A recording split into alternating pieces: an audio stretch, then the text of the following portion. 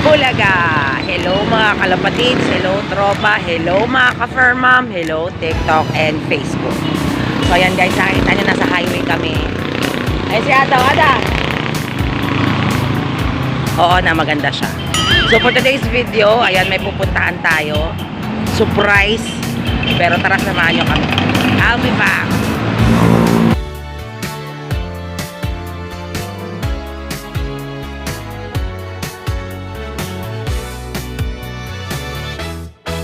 And ayan guys, touchdown after 2 hours and a half. Almost 3 hours na biyahe. Nandito na tayo guys. Ito na ako. Shout out sa Ronald, nakarating ako. So tara guys, pasukin natin ang OLR.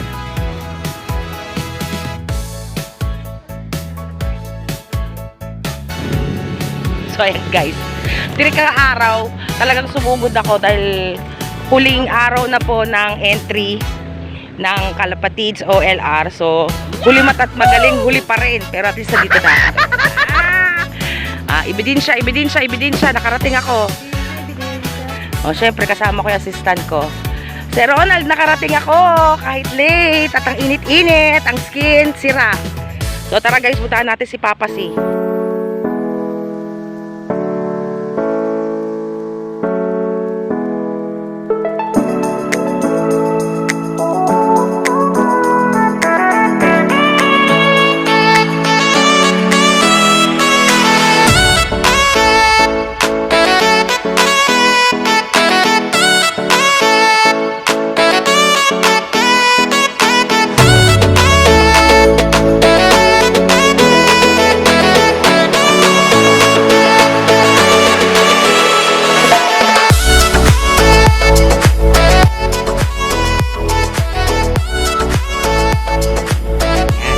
Maglo-load.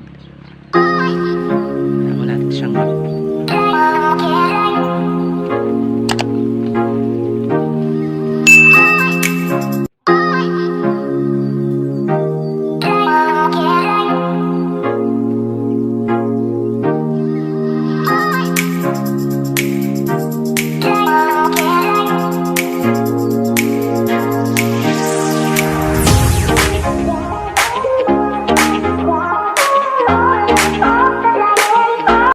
So ayan guys, so nakita nyo yung process kung paano ginagawa kapag may nagsasubmit. Dahil alam nyo na nga na today ang last submission of entries sa ating Kalapatids OLR.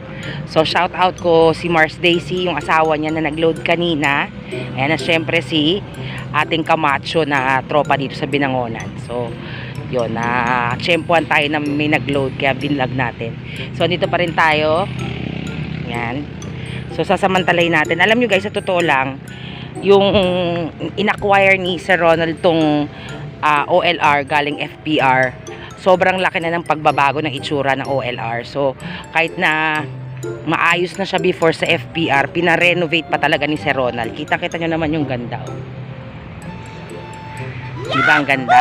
Mula sa flooring hanggang sa mga perch, lahat, tas pinapinturahan ni Sir Ronald.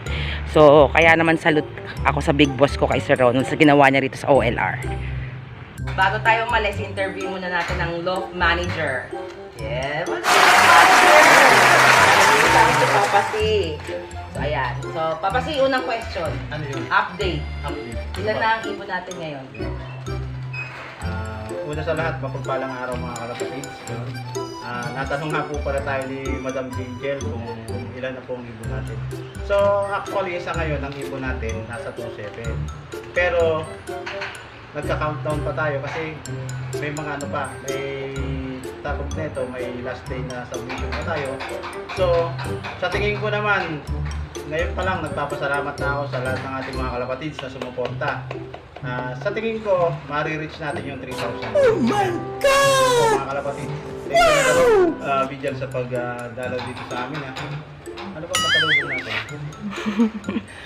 Pangalawang question, sabi siya mo, sumeryoso kayo. Pangalawang question. Okay. So, last day of entry ngayon. So, Yes. after nito, ano yung next step na mangyayari dito sa OLR? Siyempre, sa susunod, ang magiging second step natin pagkatapos ng last submission natin ay yung pagbaband. Lalagay na tayo ng chips sa mga ibon natin.